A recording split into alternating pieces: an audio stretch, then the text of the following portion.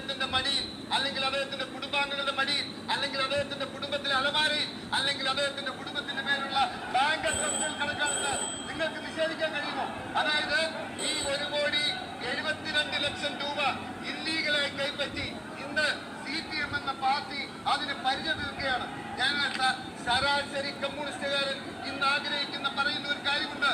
ഇതുപോലൊരു സംഭവം ഉണ്ടായിട്ട് ഒരു പാർട്ടിക്കകത്ത് ഇതിനെക്കുറിച്ചൊരു വാചകം പറയാൻ ഒരു നേതാവില്ലല്ലോ എന്ന് ഓർത്ത് സങ്കടപ്പെടുന്ന ഒരുപാട് കമ്മ്യൂണിസ്റ്റുകാരുണ്ട് സർ. യഥാർത്ഥത്തില് CPM എന്ന പാർട്ടി ഇന്ന് കേവലം ഒരു സ്വകാര്യ കമ്പനിക്ക് അല്ലെങ്കിൽ മുഖ്യമന്ത്രിയുടെ മകൾ നടത്തുന്ന ഈ വലിയ അഴിമതിക്കും തീവെട്ടിക്കൊള്ളയ്ക്കും കാവൽ നിൽക്കുന്ന ഒരു പാർട്ടിയായി നിങ്ങൾ അകപ്പതിച്ചിരിക്കുകയാണ് സർ. ഞങ്ങൾക്ക് ഇത് പറയാൻ